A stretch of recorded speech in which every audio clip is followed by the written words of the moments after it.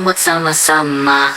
Bawa damai, kasih sukacita. Yesus datang, bawa terang dunia. Torang Natal, di desaku yang goyang sampai pagi. Torang nyanyi bersama, damai dan cinta masuk di hati. Natal penuh suka, tak bisa terganti. Goyang Christmas vibes, kita tumbuhin bela.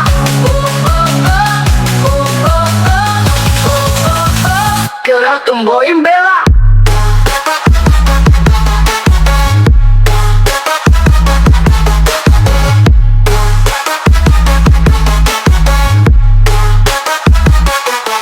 Beat gerak tumbuhin bela, lampu kelap-kelip orang goyang sampai pagi.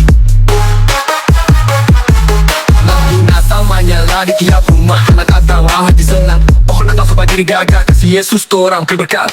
Lampu Natal menyala di tiap rumah, anak-anak tertawa hati senang. Pohon Natal sobat diri gagah, kasih Yesus torang berkat. Yo, sudah sabar makan kukis Natal, kukis rambutan, kukis kacang Ovaltine. Beli baju baru tak berbeda jadi lebih keren, pede dengan gap. Rambut motor pirang gaya mantap, selfie rame-rame langsung upload cepat. Mau minta apa Papa Mama Ani, Papa Ani senyum lebar Natal di ku yang abai senyal.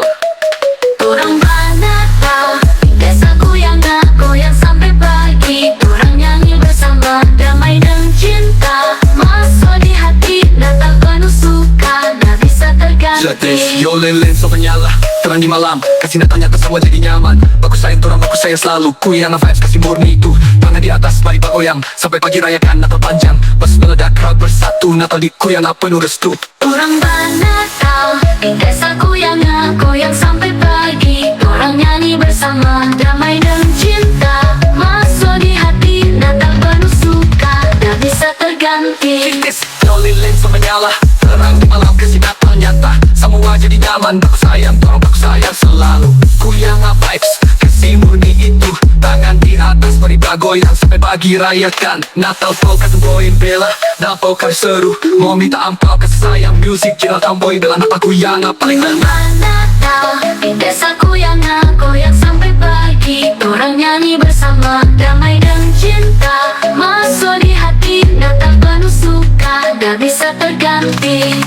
Kukis Natal baju baru, pirang rambut vibe seru. Mau minta ampau kasih sayang, musik jiral tambohin bela. Natal ku yang paling enak. Kita tumbuhin bela.